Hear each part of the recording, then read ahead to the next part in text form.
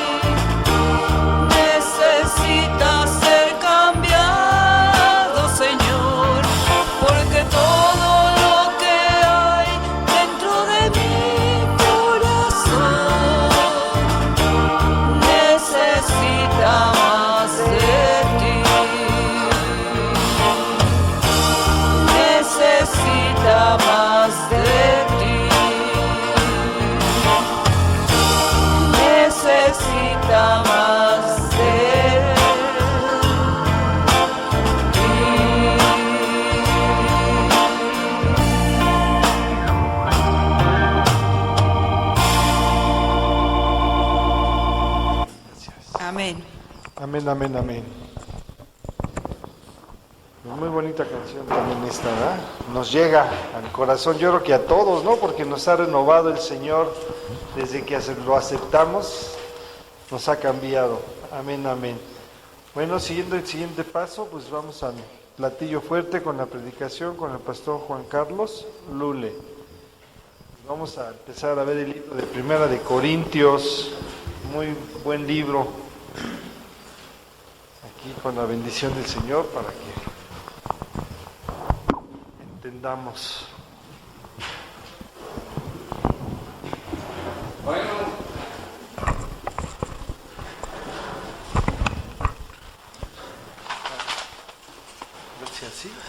Sí, hoy vamos a comenzar un nuevo libro, la primera carta a los Corintios. Y miren, traje este mapa más o menos para ubicarnos un poquito antes de entrar en dónde estaba Corinto. ¿Tienen idea dónde estaba Corinto? Bueno, existe aún todavía. A ver, ustedes que han ido seguido a Europa.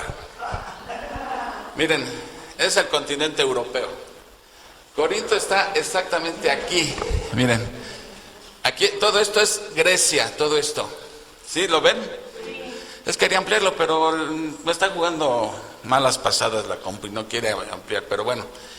Alcanzan a ver, bueno, esta parte, y esto es Grecia, pero está unida por este caminito, ¿sí lo ven? Es un istmo, ¿sí lo alcanzan a ver? Bueno, pues Corinto está exactamente aquí, ahí. Ahora, ¿qué importancia tiene eso?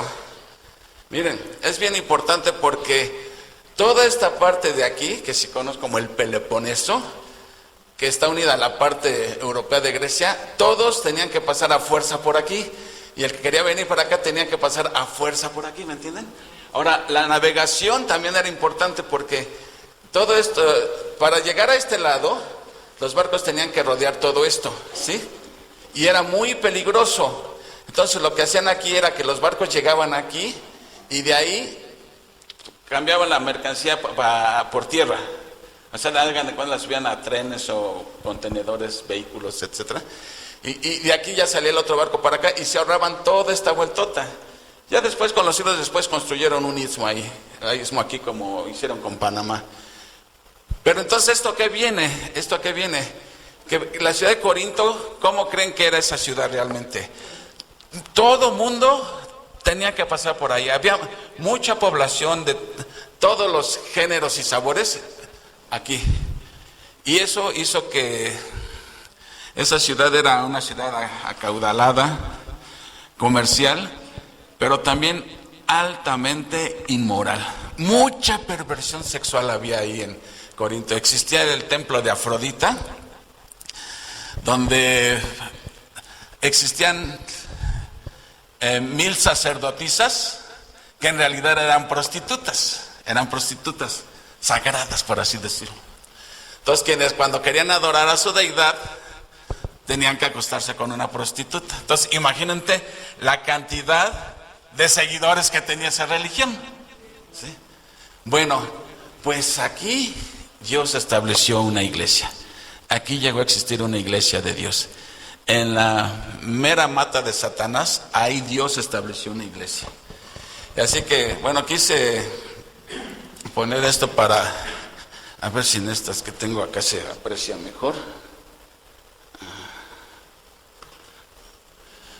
Bueno, mira, era lo que les decía, nada más que aquí hay un poco de acercamiento. Ahí la flecha blanca señala ese istmo. Ahí es donde estaba la ciudad de Corinto.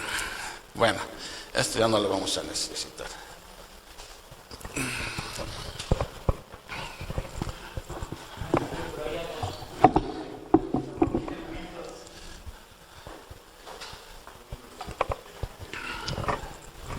Así que mis hermanos,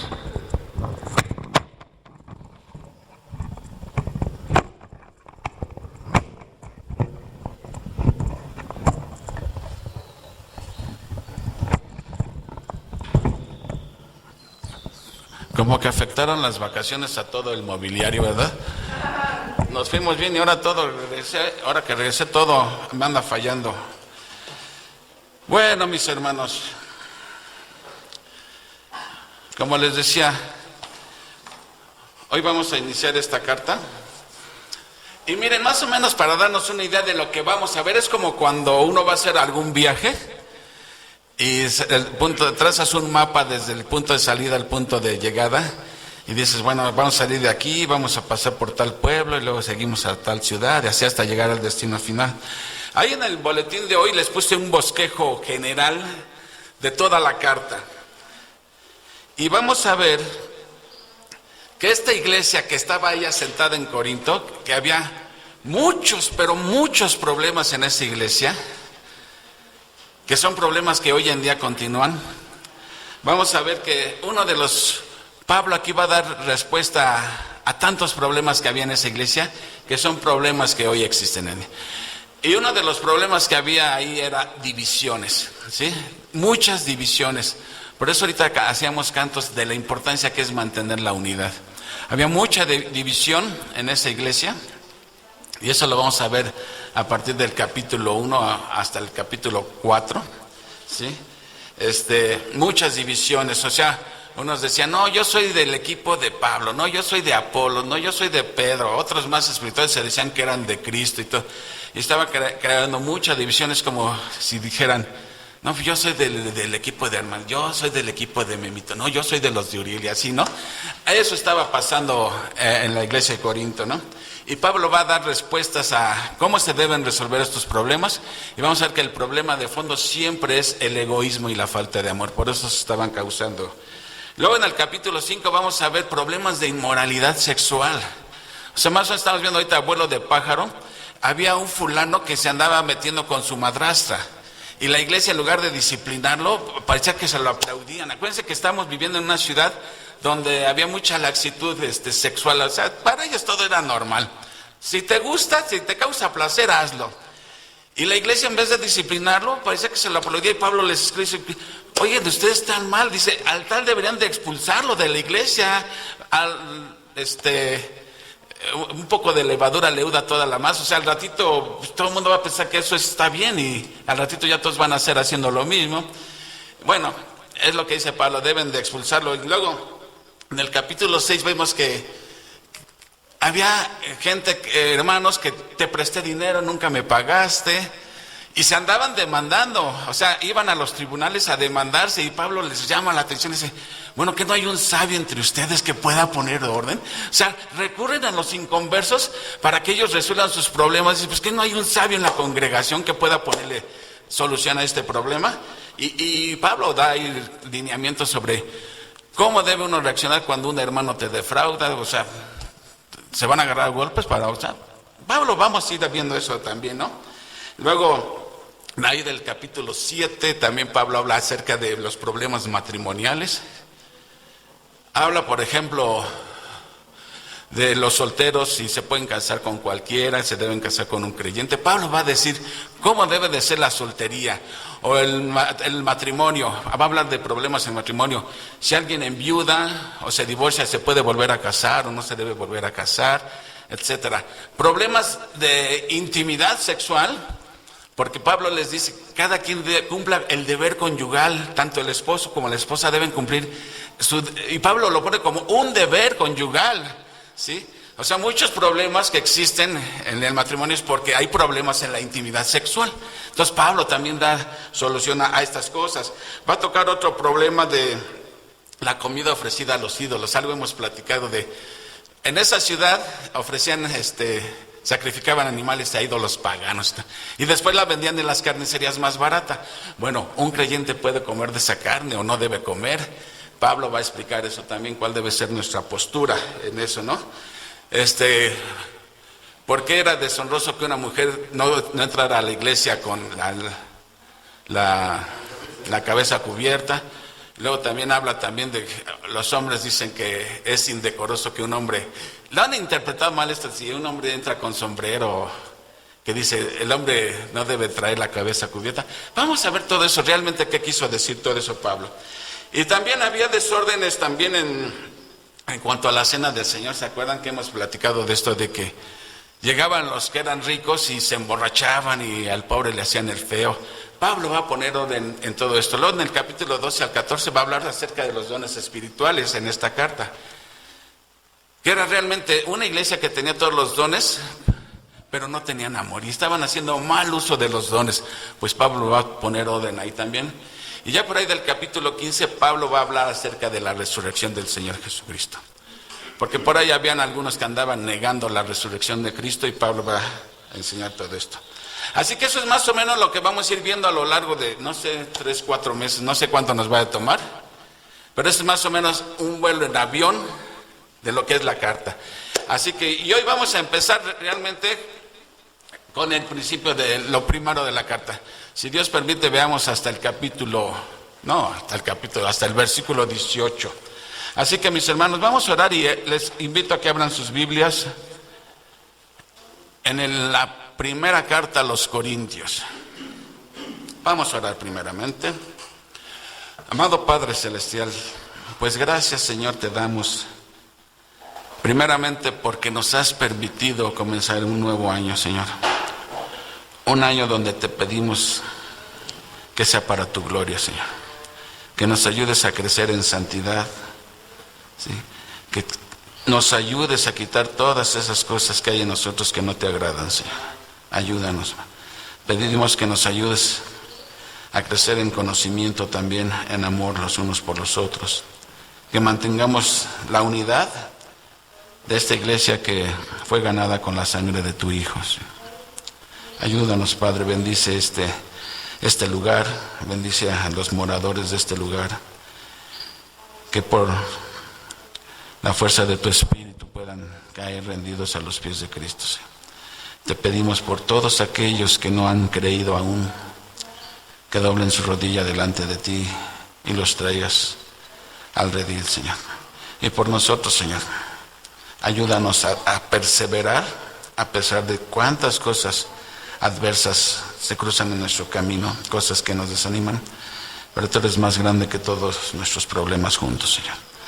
Bendice este mensaje, Señor, ayúdame a mí a recordar pues lo que he estudiado, Señor, que yo predique con fidelidad tu palabra también. Y te pido, Padre, que en cada uno de nosotros nos des un corazón atento a lo que tú tienes que decirnos esta mañana, Señor, sabiendo que es tu voz la que vamos a escuchar en esta mañana, Señor. Ponemos este tiempo en tus manos, en el nombre precioso de nuestro Señor Jesucristo te lo pedimos. Amén. Amén, mis hermanos. Pues vamos a la primera carta, ¿ya estamos ahí? Podemos dividir este pasaje en 3 puntos. Uno, Pablo va a mandar un saludo, luego va a hacer una acción de gracias, y en el tercer punto ahora sí comienzan ya los regaños, ¿no? Antes de llamarles la atención, primero Pablo se va a identificar y les manda un saludo. Dice, Pablo. Entonces, ¿quién es el autor de la carta? Pablo. Llamado a ser apóstol de Jesucristo por la voluntad de Dios. Fíjense, llamado. Eso indica que Pablo no era apóstol porque él lo quiso, ni porque alguien le dio el palancazo y dice, ahí tenemos una vacante de apóstol, ¿no se te ofrece? No. Aquí Pablo dice, llamado a ser apóstol por la voluntad de ¿quién? De Dios. ¿Recuerdan cuando estudiamos el libro de los Hechos, en dónde ocurre eso? Cuando Pablo va camino a Damasco, que en ese entonces era conocido como Saulo de Tarso. ¿Se acuerdan que iba haciendo Pablo a Damasco? Iba a veranear.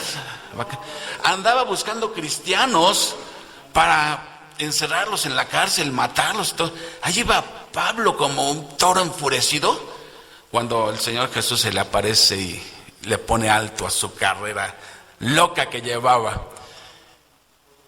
Y lo comisiona para ser su apóstol. ¿Qué significa apóstol? Un enviado con la autoridad del que te envía. Si yo le digo a Armandito, yo te envío, lleva la autoridad mía, pero yo quién soy. Pero que Cristo lo diga es la autoridad de Cristo. O sea que lo que Pablo va a escribir aquí, está escribiendo como si Jesús mismo lo escribiera, ¿sí? Con esa autoridad. Lo que dice Pablo es lo que el Señor dice. Entonces, hacemos bien en poner atención a esto, porque lo que va a decir aquí Pablo es Dios quien lo está diciendo. Entonces Pablo se está identificando como en las cartas de aquel entonces, ¿no? Primero se empezaba con el remitente, un saludo, y luego a quién iba dirigida. Entonces aquí Pablo nos dice, llamado a ser apóstol de Jesucristo por la voluntad de Dios. Y el hermano Sóstenes, ¿quién era ese Sóstenes? ¿Les suena Sóstenes? Por ahí la habrán escuchado en algún lugar. Sóstenes. No, don't you remember? Miren, en el libro de los Hechos, el capítulo 18 habla de Sóstenes. Y se cree, no tenemos la certeza de que se trata de ese Sóstenes. Sóstenes fue de esos alborotadores que llevaron a Pablo ante Galión para que lo aprendieran. Y como Galión dijo, esto es asunto de ustedes, no es asunto político, es asunto de su religión. Y Galión no hizo nada. Entonces los griegos se enojaron con Sóstenes, que era de los alborotadores, pensando que el único que hizo fue alborotar al gallinero. Y lo golpearon a Sóstenes. Bueno, se cree, porque la Biblia no dice, que ese es el mismo Sóstenes. Que a la larga ese Sóstenes, que era enemigo de Pablo, terminó convirtiéndose. Y aquí vemos que este hermano Sóstenes, ¿y por qué Pablo menciona a Sóstenes? Hay otra razón. Porque indica que Pablo no trabajaba solo, Pablo siempre trabajaba en equipo, no hacía las cosas él solo. Y menciona a Sóstenes en este primer versículo, ¿no? Ahí hay un principio. Debemos siempre trabajar en equipo porque nadie lo puede hacer todo solo. Ok. Entonces, después de ese saludo, de identificarse Pablo, pone a quién va dirigida la carta. Dice, a la iglesia de Dios que está en ¿dónde? Ahí donde vimos, en la meritita cueva de Satanás. Dios es capaz de poner una iglesia aún mismo en la cueva de Satanás. Dice, a la iglesia de Dios que está en Corinto. Y fíjense cómo llama a los corintios. Acuérdense, los corintios eran desenfrenados, perversos, terribles. Y les llama a los santificados en Cristo Jesús, llamados a ser santos con todos los que en cualquier lugar invocan el nombre de nuestro Señor Jesucristo, Señor de ellos y nuestro. Una iglesia en un lugar tan inmoral. Así es, ¿sí? Ahora, Aquí dice santificados, a los santificados. ¿Qué significa la palabra santificados? Apartados. O sea, el Señor nos declara santos, ¿sí? ¿Estamos? Dios, desde que pone uno fe en Jesucristo, Dios te declara ya un santo. Pero santo no es el concepto tradicional que tenemos, porque ¿cuál es el concepto tradicional de un santo? Para empezar, alguien que ya se murió, que fue impecable prácticamente, y que hasta de ribete hacía milagros, ¿no? Eso es lo que la Iglesia Católica, y lo canonizan y lo declaran santo. Alguien prácticamente perfecto. Y Pablo le está escribiendo aquí a gente y le está diciendo santos o santificados, y tenían esas características de que no pecan. Era todo lo contrario, todo lo contrario. Porque santo no significa que alguien ya sea impecable, que ya no peca, simplemente significa apartado. Ahora, si ya hemos sido santificados, ¿por qué dice llamados a ser santos? Entonces uno se pregunta, bueno, ¿ya somos santos o somos llamados a ser santos? ¿Sabes qué? Ya somos santos. Entonces, ¿por qué Pablo les dice llamados a ser santos? Exactamente. Porque miren, esta palabra santo tiene podríamos decir tres connotaciones, o tres etapas, o tres fases. Primero, cuando uno pone su fe en Jesucristo, el Señor te declara santo, apartado, posicionalmente ya eres santo. Pero hay otro tipo de santificación, que es la santificación progresiva. Esa es la que está diciendo aquí Pablo, llamados a ser santos. Aunque posicionalmente ya somos santos, somos llamados a ser santos. Es lo que es la madurez espiritual. Miren, el proceso de santificación, ¿cuánto tiempo dura? ¿Cuándo te gradúas? Toda la vida, mientras vivas en este mundo, vas a tener luchas con el pecado. Pero el proceso de santificación quiere decir que cada día debes de ir pecando menos y cada vez obedeciendo más. Y ese es el proceso de santificación. Entonces, a pesar de que ya somos santos, somos llamados a ser santos. ¿Sí? Entonces, hay una fase pasada donde el Señor ya nos declara posicionalmente santos. La fase presente, que es progresivamente.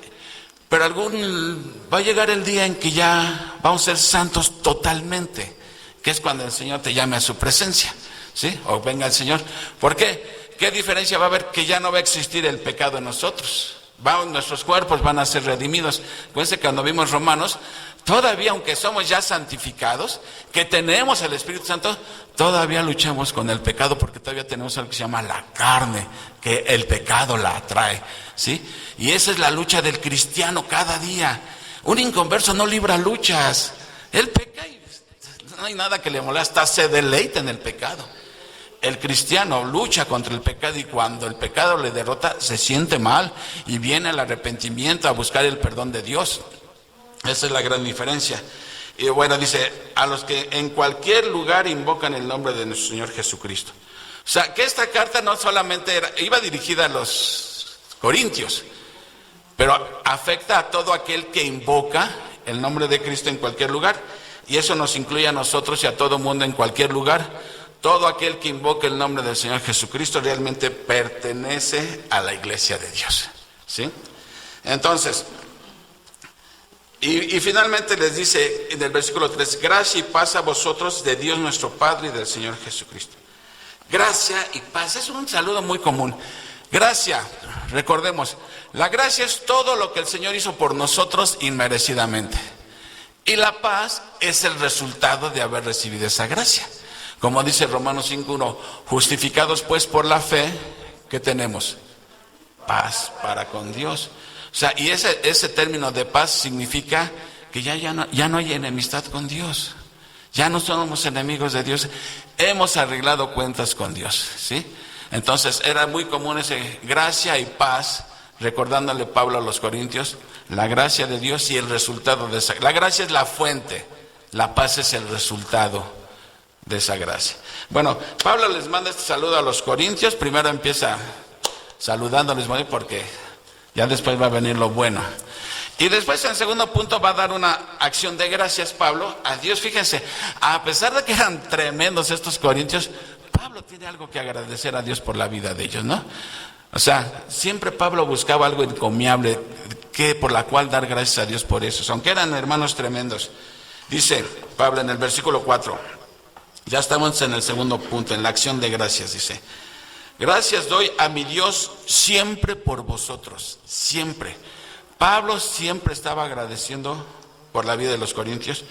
¿Y por qué le agradecía Pablo a Dios? Dice: por la gracia de Dios que os fue dada en Cristo Jesús.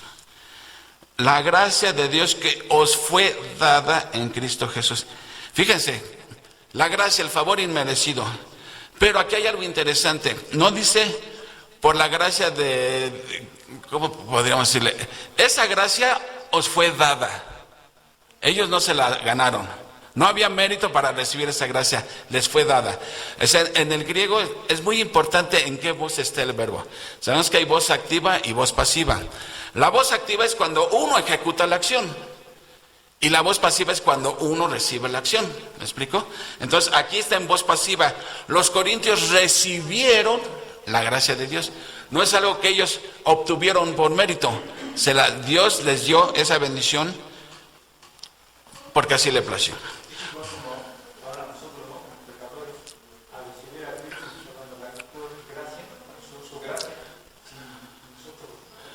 Exactamente. Por eso dicen que no es muy correcto decir fulanito aceptó a Cristo, que no es muy teológicamente muy correcto, que es mejor decir fulanito fue aceptado por Cristo. ¿Me entiendes? Porque no hay mérito en el pecador. Es la gracia de Dios la que nos recibe, la que nos acepta. Únicamente aceptamos el regalo por fe, pero no hicimos nada. Y eso es lo maravilloso. Pablo le está recordando a ellos lo que Dios ha hecho por ellos. O sea, antes de regañarlos les está recordando la gracia de Dios. ¿Y cómo se manifestó esa gracia de Dios en los corintios? Vean lo que dice el versículo 5. Porque en todas las cosas fuisteis enriquecidos en Él, en toda palabra y en toda ciencia. Fíjense, en todas las cosas fuisteis enriquecidos en Él. ¿Perdón? Yo creo que fue Leti la que habló. En todas las cosas, miren, de todas las iglesias que fundó Pablo, podríamos decir que la más dotada en cuanto a dones espirituales, en cuanto a los regalos de Dios, era la iglesia de Corinto. Enriquecida en todo. De todos los dones que menciona Pablo en capítulos más adelante, pues al parecer todos los dones los tenían los corintios, ¿sí? Todos los dones. Y sin embargo, fue la iglesia más carnal con la que tuvo que lidiar Pablo. La más carnal, ¿sí? ¿Qué indica esto? Que no son los dones espirituales lo que hacen espiritual a una persona, sino que los frutos del Espíritu, ¿sí? Puedes tener muchos dones y aún así ser un creyente carnal que no exhibe los frutos del Espíritu. ¿Por qué? Vamos a ver por qué. El problema con los corintios era el egoísmo, ¿sí? La falta de amor. De ahí se está. Si nosotros como iglesia no tenemos amor entre nosotros mismos, van a ver cuántos problemas vamos a tener. Pero si hay amor entre nosotros unos por los otros, ¿sí? Lo que menos vamos a tener es egoísmo, no vamos a pensar en yo, no, siempre vamos a pensar en el otro. Y ese era el problema que estaba pasando aquí. ¿Sí? Ellos tenían todos los dones excepto amor, ¿sí? Si no hay amor, hay egoísmo. Y si hay egoísmo, no hay amor. O sea, como que son dos cosas excluyentes, ¿no? Dice, fueron enriquecidos en toda palabra y en toda ciencia, así como el testimonio acerca de Cristo ha sido confirmado en vosotros. Nuevamente, no es ellos los que confirmaban, Cristo confirmaba el testimonio en ellos. De tal manera, aquí está reforzando la misma idea del versículo 5, de tal manera que nada os falta en ningún don. Miren, estos corintios no solamente tenían todos los dones, tenían además mucha lana. ¿Por qué tenían mucha lana? Por la situación geográfica en la que estaban. O sea, todo el mundo, imagínate, ponías ahí un puesto de tortas y te hacías rico. ¿Por qué? Porque tanta gente que circulaba por ahí, ¿sí? Tenían gente, bueno, había gente pobre también, como vamos a ver, pero normalmente había mucha gente acaudalada ahí. Ahora, no les faltaba ningún don. Entonces la pregunta es, ¿qué deberían de hacer con estos dones? Servir a Dios con estos dones. Dios da los dones no para pavonearnos ni para vanagloriarnos, es para ponerlos al servicio de Dios. Todos los dones que Dios nos da. Ahora, ¿hasta cuándo tenían que estar sirviendo con esos dones? ¿Un mes, 2 meses, 1 año? Aquí lo dice. Esperando la manifestación de nuestro Señor Jesucristo. Esperando el regreso de Cristo. Entonces, ¿hasta cuándo debemos de estar usando nuestros dones? Hasta que Cristo regrese. No es de que ya cumplí 1 año y ya me voy a jubilar. No, si Dios te ha dado un don es para que lo uses para servir al Señor hasta que el Señor regrese, ¿sí? Entonces, Pablo está agradeciendo a Dios, ¿sí? Por lo que va a hacer en sus vidas, porque dice aquí, para que seáis irreprensibles en el día de nuestro Señor Jesucristo. Pablo está dándole gracias a Dios por lo que Dios va a hacer con ellos, ¿sí? Los va a preservar, los va a presentar irreprensibles en el día de nuestro Señor Jesucristo. Ese día de nuestro Señor Jesucristo, ¿a qué se referirá? Cuando Cristo regrese. Cuando Cristo regrese. Entonces, vamos a ser presentados irreprensibles en el día de nuestro Señor Jesucristo.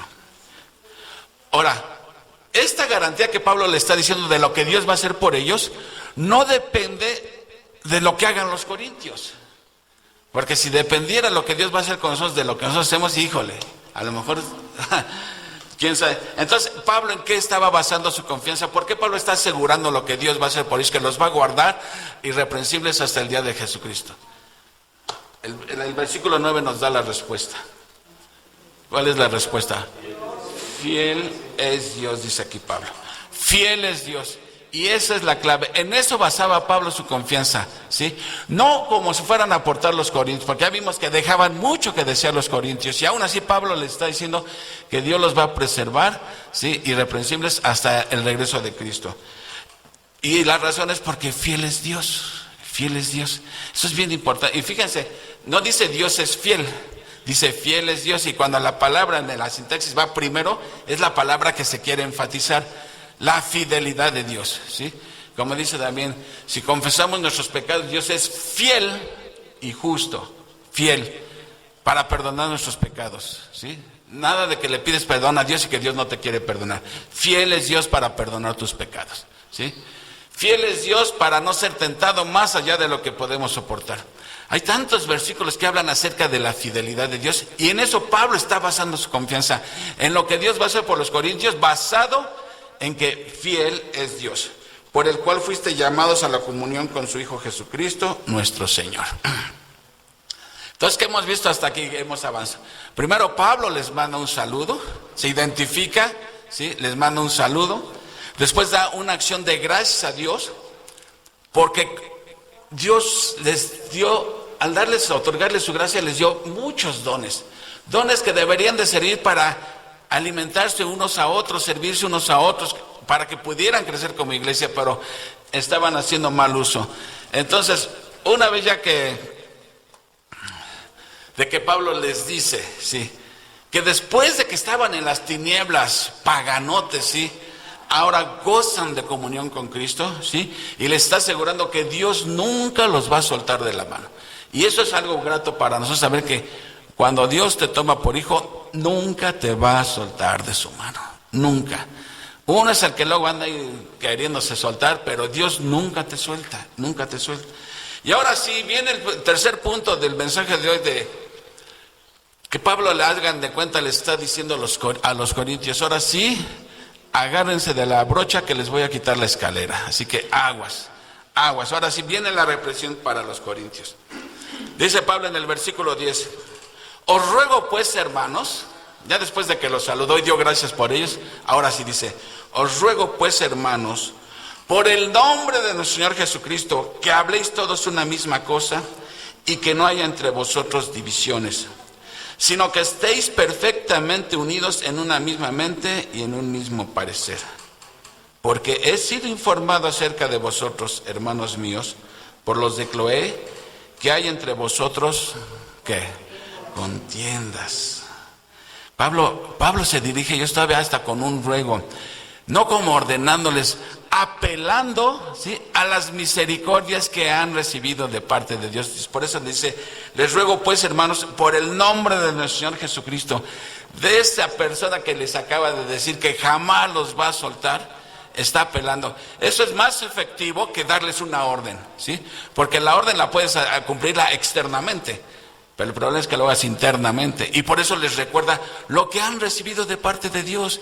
Por eso cuando nosotros nos proponemos servir a Dios, nada más recordemos un poquito lo que Dios ha hecho por nosotros, para que no nos pese a nosotros querer servirle.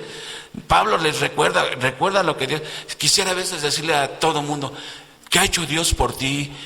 ¿Y por qué sigues tú rechazando a Dios y Dios todo lo que ha hecho por ti? ¿Sí? Eso me parece ingratitud, pero bueno. Dice, que hablen todos una misma cosa y que no haya entre vosotros divisiones, o sea, partidos, que deben estar perfectamente unidos. Ahora, ¿cómo se enteró Pablo de esto? Si Pablo, ¿dónde está escribiendo Pablo esta carta? Cuando él escribe esta carta, ¿en dónde se encuentra Pablo? A ver, try to remember. Empieza con E y termina con Feso. Muy bien, Pati, ¿cómo si sabías? Pablo está en Éfeso, está a muchos kilómetros. Y esto está sucediendo en Corinto. Pablo ya no estaba en Corinto, fue la iglesia que fundó durante su segundo viaje misionero, pero Pablo tenía que seguir después sus viajes misioneros. Entonces, ¿cómo es que se entera Pablo? Aquí no lo está diciendo. ¿Cómo es que se enteró? Por los de Cloé. ¿Por qué he sido informado acerca de vosotros, hermanos míos? Por los de Cloé. Que hay entre vosotros pleitos, que andan del chongo unos contra otros. ¿Y quién era Cloé? No, los de Cloé es una persona, pero no se sabe si era hombre o mujer. Es la única vez que menciona a Cloé. Me suena como a Cleotilde, no sé, pero en realidad no se sabe si era hombre o mujer. La cosa es que esta persona fue el instrumento que Dios usó para que Pablo se enterara de todos los pleitos que había en Corinto, ¿sí? Fue informado. Ahora, aquí hay algo interesante, miren. Pablo dice el nombre de la persona que se lo dijo. ¿Se dan cuenta? Y aquí hay algo interesante, miren. Cuando tú le dices, mira, te voy a platicar algo, pero no le digas que yo te dije, a mí ni me menciones. Eso está mal, porque esto da lugar a la murmuración.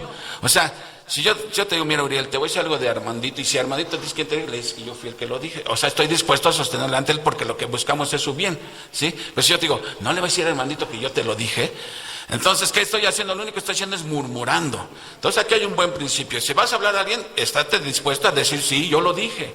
Nada que, no, yo no le dije nada, ¿verdad? O sea, aquí Pablo está diciendo a quién se lo dijo, ¿sí? Ni modo que Chloe iba a salir. No, Pablo, ¿yo cuánto te dije? Hay que sostener lo que uno dice. Digo, es un buen principio, ¿no creen? Si voy a hablar de alguien, pues sí, no hay problema en que le digas que yo te lo dije. Pero si le dices, no le digas que yo te dije, bueno, eso no está. Exactamente, si no, mejor calladito te ves más bonito, ¿no? Entonces es un importante principio. Ahora, ¿qué fue lo que le dijo Chloe a Pablo? Dice, quiero decir que cada uno de vosotros dice, yo soy de Pablo, yo. ¿Saben cuál es la palabra griega para yo? ¿En griego? ¿Cómo se dice yo en griego? Ego. Y de ahí viene la palabra egoísmo. Primero yo y luego yo. Bueno, aquí dice, yo soy de Pablo, y yo de Apolos, y yo de Cefas, y otros más espirituales decían, no, yo soy de Cristo. Bueno, ¿por qué estaba sucediendo esto? El trasfondo cultural que tenían ellos. Venían de un trasfondo mundano, ellos. Aquí vamos a ver que cómo cuando el mundo se mete a la iglesia, adopta unas actitudes mundanas. En el mundo es común que, bueno, ahí está la prueba, los partidos políticos, ¿sí? ¿A cuál te arrimas tú?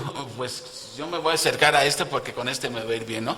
Y es una mentalidad mundana esa de, como dice el dicho, al que a buen árbol se arrima, buena sombra le coge. Son actitudes mundanas, miren.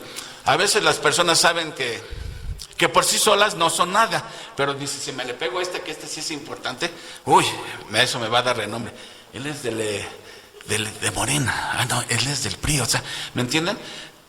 Esa mentalidad la tenían los corintios, pensando que más que el que murió por nosotros, importaba más el líder humano. Entonces unos decían, no, nosotros somos de Pablo. ¿Por qué? Pues porque Pablo es el apóstol a los gentiles. Pablo fue el que fundó esta iglesia, así que yo soy de Pablo.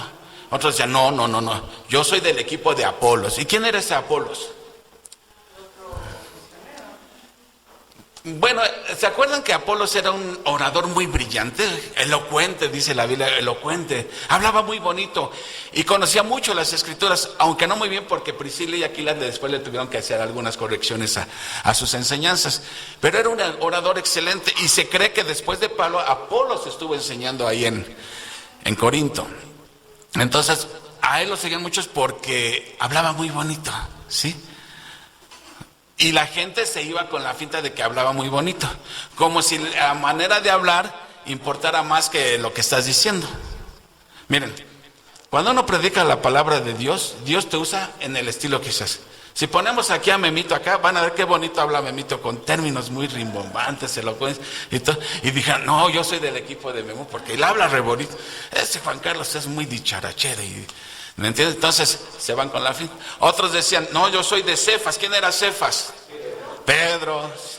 No me decís Cefa, la bolas. Cefas era lo mismo. Pedro, Simón y Cefas es el mismo. Pero están, yo soy de Cefas. Sí, porque Cefas, pues Cefas anduvo con Jesús. Fue de su círculo íntimo. ¿Sí?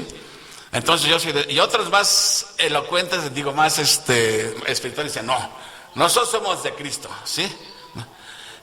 Uno podría pensar, bueno, esos eran los que estaban correctos, pero vamos a ver que tampoco, porque al decir somos de Cristo, ellos estaban teniendo la misma actitud divisionista que los demás. O sea, ¿cómo puedes decir que eres de Cristo con actitudes divisionistas? Como ni siquiera consideraban a los otros, ni hacían caso de lo que dijera Pablo o Apolos. No, yo soy de Cristo. Esa era otra actitud mundana también. Y miren, lo interesante de todo esto es que no vas a encontrar en la Biblia que Pablo se estuviera promocionando para que lo siguieran a él. No vas a encontrar en ningún lugar que Apolo se andaba promocionando creando su propio partido, ¿sí? No ves a Pedro tampoco buscando seguidores para Pedro, ¿sí? Entonces, ¿por qué había esas divisiones? Los mismos corintios estaban ocasionando eso por su actitud mundana de siempre buscar un líder humano, ¿sí? Con el cual identificarse. Y estaban olvidando que eran un cuerpo, que todos eran importantes. Entonces, eso era lo que estaba pasando, ¿sí? La mentalidad mundana, ¿sí? Y si esto es triste, verlo en el mundo, que te le pegas a aquel que por alguna razón te le estás pegando, pues más triste que suceda esto en la iglesia, ¿sí? Tener actitudes mundanas de poner los ojos en los líderes humanos, ¿sí? Les digo, ninguno de ellos se promovió así. Entonces fíjense lo que va a decir aquí Pablo cuando se entera que ustedes andan causando divisiones. Incluso Pablo no acepta que digan, yo soy de Pablo. A lo mejor cualquiera diría, bueno, estos no los voy a regañar porque estos son de los que dicen que son míos. Pero aquí Pablo les dice, ¿acaso está dividido Cristo? Y fíjense lo que dice después. ¿Fue crucificado Pablo por vosotros? A Pablo le indignaba que dijeran que eran de Pablo. No, ni aunque fueran de Pablo, a él no le agradaba que dijeran son de Pablo, porque él les dice, ¿acaso Pablo sí fue crucificado por vosotros? ¿O fuisteis bautizados en el nombre de Pablo? Aquí Pablo les está dando duro. ¿Por qué dicen que son míos? ¿Acaso yo fui el que fue crucificado por ustedes? ¿De quién deben de ser? ¿A quién pertenecen? Al Señor Jesucristo, no a Pablo. ¿Sí? Y Pablo dice, ¿acaso yo fui crucificado por ustedes? ¿Por qué me ponen a mí por encima? El hecho de que ellos estuvieran poniendo sus ojos en líderes humanos, ¿a quién estaban realmente menospreciando? Al que dio la vida por ellos, ¿sí? Entonces, fíjense, comentábamos en el estudio del viernes de que cuando uno se fija en los líderes humanos, ¿sí? Hay que fijarnos en el que dio la vida por nosotros, ¿sí? El que fue crucificado en nuestro lugar. Entonces, cuando yo digo, por ejemplo, las personas que veneran a María, aquí hay un buen argumento para decirle, mira, ¿acaso María fue crucificada por ti? O sea, ¿qué razón hay para adorar y venerar a María? Ahora, esto no quiere decir que estemos hablando mal de María. María es una mujer virtuosa. Es más, creo que si alguien reconoce las virtudes de María, somos los cristianos. Qué bueno que todo el mundo dijera, hágase conmigo conforme a tu voluntad. No cualquiera dice eso. Y ella estuvo dispuesta a quedar embarazada cuando el peligro que la iban a apedrear.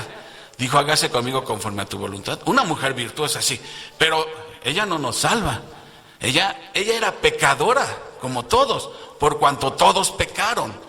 María, y ella misma lo reconoce ahí en Lucas, cuando dice, mi alma se regocija en Dios mi Salvador. Ella misma está reconociendo que ella también necesita ser salvada, ¿sí? Entonces, bueno, ese me salió un poco del tema, pero es como para a veces ayudar a un católico a decirle, bueno, ¿por qué María? ¿María fue a la cruz por ti? Fue Jesús. Es más, ¿cuál es el único mandato de María que aparece en la Biblia? Está en el Evangelio de Juan. El único mandato de María. Hagan lo que les diga. Pues entonces, siguiendo la orden de María, haz lo que María te dijo. ¿Sí? Haz lo que Jesús dice. ¿Y Jesús qué dijo? Yo voy a morir por ti, pon tu confianza en mí. El que en mí cree, aunque muera, vivirá. Bueno, son argumentos para poder ayudar a católicos a darse cuenta de... Porque a veces es tan triste, de verdad. Venía platicando con Leti hace rato que hay personas que son católicas y piensan que es lo mismo que ser cristiano. Piensan, no, pues es lo mismo. Pero ¿cómo va a ser lo mismo? No es lo mismo. Y digo, y lo hemos visto en el Grupo Atlanta. Personas que a capa y espada dicen que son católicas y están con nosotros estudiando porque están estudiando la Biblia. Pero no es estudiar la Biblia lo que te salva. El que te salva es Jesucristo. No es que te sepas la Biblia de memoria, no, eso no te salva la fe en Jesucristo, eso es lo que nos salva, ¿sí? Entonces, bueno, perdónenme si me exalté un poquito. Digo, es que, perdónenme este pequeño capricho infantil. Bueno, entonces, el problema era la división que estaban siguiendo líderes humanos y en eso estaban menospreciando, teniendo en menos a Jesús. Ahora dice, ¿acaso alguien se bautizó en mi nombre? ¿Acaso le dijeron, te bautizo en el nombre de Pablo? Dice en el versículo 14, doy gracias a Dios de que a ninguno de vosotros he bautizado, sino a Crispo y a Gayo. Crispo era un principal de la sinagoga. Pablo se acuerda, sí, bauticé a Crispo, a Gayo también, el que era tesorero, si no mal recuerdo. Dice, para que ninguno diga que fuisteis bautizados en mi nombre. Después en otras versiones dice, también bauticé a la familia de Estéfanas, como que en ese momento Pablo se acuerda, también a la familia de Estéfanas. De los demás, no sé si he bautizado a algún otro.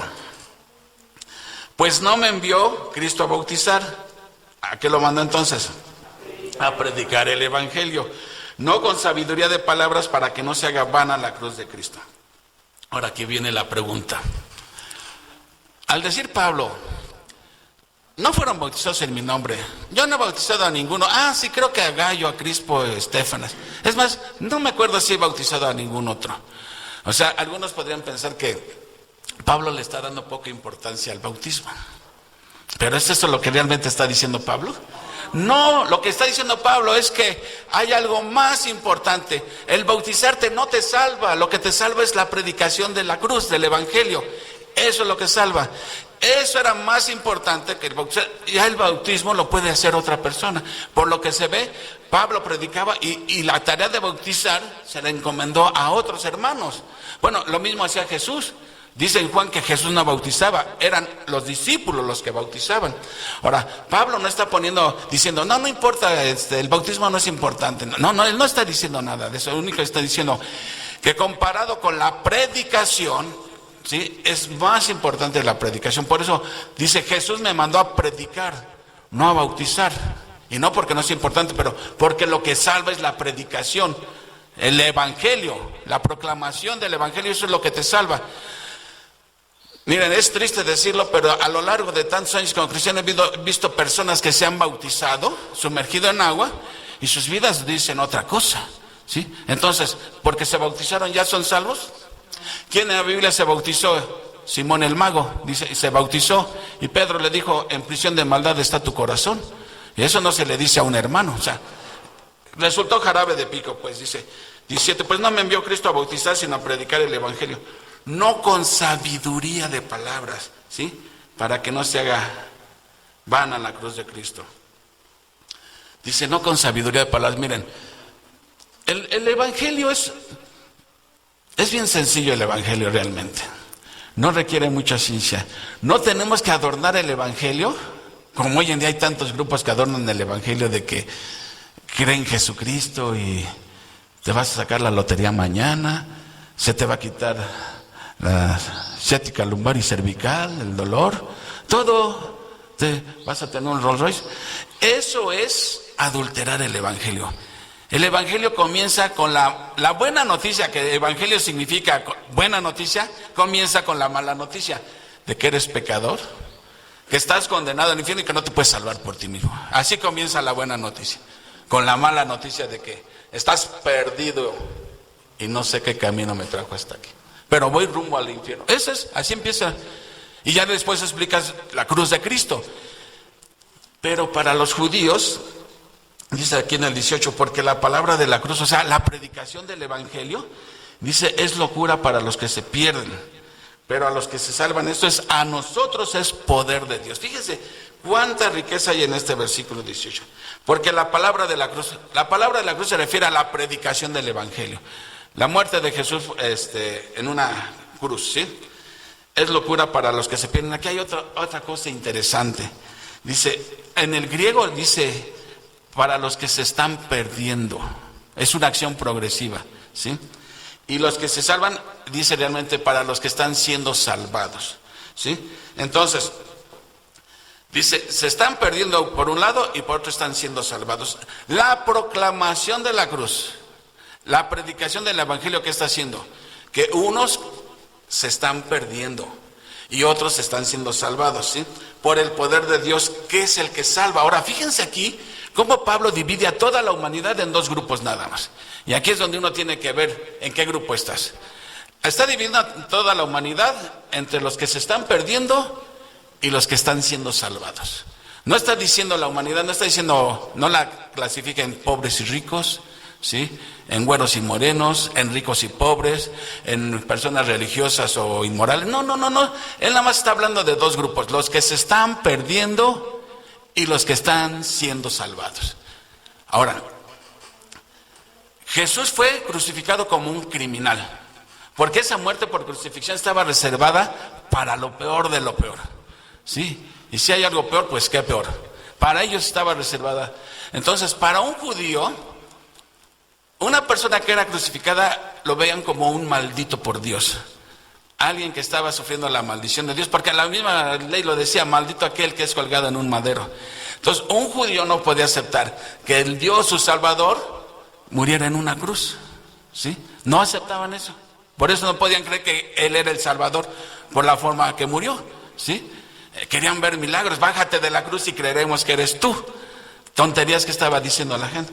Y para los griegos, eso era como una insensatez. ¿Cómo me pides que ponga la fe? Yo, mire, me pon la fe en un héroe, no en alguien que murió ahí como un criminal. Por eso, dice, para ellos era locura eso. Por eso no creían, ¿sí? Porque un crucificado no era para ellos, desde el punto de vista de la sabiduría humana, ¿sí? No es digno de confianza, ¿sí? Para el griego eso era una estupidez. Ahora, decir que la muerte de Jesús, que murió como un criminal, afecta el destino eterno de la persona, como que no tiene mucha lógica. Pero esa es la locura de la predicación. Fíjate, dice Dios, ese que murió ahí como un criminal en la cruz va a afectar tu destino eterno, dependiendo cómo reacciones al mensaje de la cruz, ¿sí? Si tú crees el mensaje de la cruz, estás siendo salvado. Y si para ti eso te parece una locura, una insensatez, pensar, ¿cómo me puede salvar alguien que murió en la cruz si no pudo salvarse a sí mismo? Desde el punto de vista de la sabiduría humana, sabiduría entre comillas, ¿sí? Eso es una insensatez. Es más fácil pensar, mejor me porto bien y eso es lo que me va a salvar, que poner mi fe ahí. O decir, sí creo que Él me salva, pero aparte yo tengo que hacer algo bueno, tengo que portarme bien. Como si su muerte no fue suficiente, todavía uno piensa, ¿hay algo que hacer más para asegurar nuestra salvación o para que no se pierda? ¿Ven por qué la predicación del Evangelio parece una locura? ¿Sí? Un mensaje de locura, ¿sí? Pero eso, el destino de una persona depende a ese mensaje. Creer que Jesús, con su muerte vergonzosa que tuvo, es el que salva de todo pecado, ¿sí? Fíjense, cuando leemos este pasaje, uno dice, Dios que nos ha salvado, ¿sí? Dice, han sido ya santificados, ya apartados para Dios. ¿Esto qué indica? Que Dios te salva en esta vida. En esta vida. Dios te santifica en esta vida, te salva en esta vida. ¿Esto qué indica? ¿Que hay oportunidad para ser salvo después de la muerte? ya no hay oportunidad. Como dijera el salmista, la puerta se cerró detrás de ti, ya. Se te fue la oportunidad de ser salvo.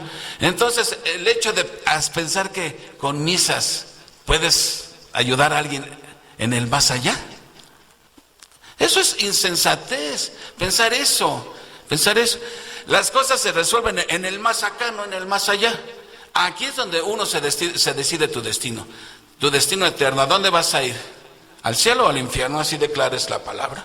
Y todo depende cómo reacciones al mensaje de la cruz, ¿sí? Entonces, Dios nos salva en esta vida, ¿sí? Ahora, el creyente, el que ha puesto su fe en Jesucristo, goza de esa bendita seguridad de salvación, que a lo largo de su peregrinaje terrenal, ¿sí?, estás guardado por la mano de Dios, ¿sí? Porque sabemos, Dios ya nos ha salvado, vamos transitando por este mundo y Dios continúa salvándonos, ¿sí? Ahora, ¿ya nos salvó o nos está salvando o nos va a salvar? Quiero aclarar esto, miren. Hay 3 fases, pasado, presente y futuro. Cuando Dios te salva desde el punto de vista pasado, te salva de la condenación del pecado, del castigo del pecado. Ya Dios te salvó. Ahora pues ninguna condenación hay para los que están en Cristo. Lo acabamos de ver en Romanos. Ya, Dios te salvó de eso. Si nada más fuera eso, pues ya hasta podríamos decir, ya con eso basta, ya qué más quiero, ya se acabó todo, vámonos ya. No, pero Dios no solamente te salva del castigo del pecado, a lo largo del peregrinaje en esta tierra te está salvando del poder del pecado. Esa es la santificación progresiva. Cada vez Dios te está transformando más a la imagen de Jesús, pero ahí ya entra también cómo está uno reaccionando a las enseñanzas de la Biblia, si agarro mi Biblia, si estoy viviendo en obediencia. Pero si una persona está estudiando la Biblia y le está obedeciendo y le está viviendo, Dios te está salvando del poder del pecado. Ya no viene la tentación como antes y ya no que es a la primera. Ya tiene uno resistencia dependiendo de tu resistencia espiritual, pero ya puede uno decirle no al pecado. Ok, entonces te está salvando en el presente del poder del pecado. Y en el futuro, cuando decimos que vamos a nuestra salvación total, nos está salvando de la presencia del pecado. Entonces, te salva del castigo del pecado, del poder del pecado y de la presencia del pecado. Va a llegar un día en que ya el pecado ya no va a morar en nosotros. Ya no vamos a decir, como decía Pablo, miserable de mí, ¿quién me librará de este cuerpo de muerte? Porque aún nuestros cuerpos, que dicen Romanos 8, ya habrán sido redimidos. Ya habrán sido redimidos. ¿Sí? Ahorita todavía batallamos con este cuerpo que todavía le encanta pecar. ¿Sí? Entonces esa salvación completa llegará cuando ya dejemos este mundo y entremos a la presencia de Dios. Y todo esto sucede por el poder de Dios. Es por el poder de Dios. Como dice Pablo en Romanos 1:16, es poder de Dios. Yo no me avergüenzo del Evangelio porque es poder de Dios para salvación. ¿Para quiénes? Para todo aquel que cree, ¿sí? Es ese poder de Dios el que hace efectivo que cada vez que se predica el Evangelio de la cruz, el pecador acepta el mensaje por fe. Solamente Dios puede hacerlo. Tú te puedes desgañitar predicándole el Evangelio a alguien, pero no es tu elocuencia de palabra, no es lo fuerte que grites, porque a veces está en la cuestión que entre más gritón es el predicador, ese es mejor. A mí no me gusta, en lo personal, no me gustan los gritones que me dejan todo, ¿sí? Pero bueno, cada quien dice su estilo. Lo que importa es el mensaje, ¿sí? No es mejor predicador el que grita más, sino el que predica fielmente la Escritura, ¿sí? Entonces, es ese evangelio el que tiene poder para levantar, es el poder de Dios que levanta a un muerto, lo levanta a la vida, a una vida espiritual, a novedad de vida, ¿sí? En otras palabras, Dios desde que te salva está activo siempre, salvándote y transformándote cada vez más de gloria en gloria. Ese es el poder de Dios. Y ese poder proviene de la cruz. Pero ¿qué dice la sabiduría humana? Ahora la gente que refuta todo esto, me parece increíble de verdad que ahora la criatura le quiere enseñar al Creador. Como si ellos determinaran cómo es como Dios te debe de salvar. Ahora en Año Nuevo tuve la oportunidad de platicar con mis hermanos, de esas que nos juntamos una vez al año. Y yo les volví a predicar el Evangelio. Así como el día que estuvimos aquí en el evento que dije, yo no sé si Dios me dará la otra vez la oportunidad de que estemos juntos y volverles a decir eso. Igual con mis hermanos. Mi mamita cumplió 90 años. Mi hermano mayor ya llega a 70, luego le sigue 68 el otro, yo ando sobre los 18, ay, sí, no es cierto. Entonces les dije, miren, ya estamos grandes todos, le digo, yo no sé si nos volvamos a ver, pero no me voy de aquí sin decirles esto. Y volví a predicarles el evangelio. Y me dice mi hermano el más regio, dice, no, pues eso yo lo creo, pero pues yo sé que también, si nos portamos bien, nos vamos a ir al cielo. Pues ¿cómo Dios va a tenernos? Todavía se incluye él. ¿Vamos a estar nosotros con los malos? No, dice, Dios castiga a los malos y a los que nos portamos bien. Yo, pero ¿quién se porta bien? Bueno, yo ya nomás les dejé el gusanito de que cuestionen sus convicciones espirituales. Yo siempre he dicho, si alguien me hiciera ver que estoy mal en mis convicciones espirituales, se lo agradecería que me lo hiciera ver, pero con la Biblia en la mano, ¿sí? Entonces, yo les dije, lean su Biblia y todo. Bueno, a lo que voy es esto, que al mundo le parece esto insensato, ¿sí? ¿Sí? Vamos a ver qué piensa Dios sobre la sabiduría humana, porque vamos a llegar hasta el 18, pero a partir de ahí, Pablo va a decir, ¿cómo ve Dios la sabiduría del hombre? ¿Sí? A ver tú, criatura tonta, ¿tú me vas a enseñar a mí? Mira, en otras palabras, vamos a ver la siguiente semana, Dios está diciendo, mira, si hubiera algo insensato en mí, en Dios, algo insensato en el supuesto, hipotéticamente, que algo estuviera mal en Dios, dice, aún eso deficiencia es mucho mayor que toda tu sabiduría. Y Pablo les va a hacer ver esto a los corintios, que dejen de tener actitudes mundanas, de estar pensando que son los líderes humanos los que cuentan y menospreciando así a Jesucristo. Así es como Pablo comienza a confrontar los problemas. Y el primer problema con el que tiene que enfrentarse es con la división que está habiendo en la iglesia. Todo por actitudes mundanas, pensamientos mundanos de que pensar que el que a buen árbol se arrima, buena sombra le cobija, cuando fue Jesús el que dio la vida por ellos. Y Pablo los reprende de todos. Y así a lo largo de la carta va a ir corrigiendo estos problemas. Unos problemas que ya estaban presentes y otros que tenían duda los corintios, que le preguntaban, oye, ¿qué acerca de las mujeres solteras? ¿Se deben casar o deben de quedarse señoritas? Pablo va a responder a todo eso, pero por hoy hasta aquí vamos a llegar, mis hermanos, y vamos a continuar por fe, así como Dios nos permitió terminar Romanos, espero que nos permite terminar Corintios también, porque pues no me importa a mí que sean poquitos. Los que estemos, el bien es para uno, ¿no? El bien es para uno, ¿sí? Y entonces ya veremos la otra semana qué piensa Dios de estos sabios mundanos, ¿sí? Vamos a orar. Amado Padre Celestial, pues te damos las gracias, Señor, por tu palabra bendita que nos has dejado, Señor. Porque nos haces ver cuán importante es que mantengamos la unidad como hermanos, Señor. Ayúdanos, Padre, a mantener esa unidad que tú has logrado con tu muerte, Señor, donde ya no hay judío ni hay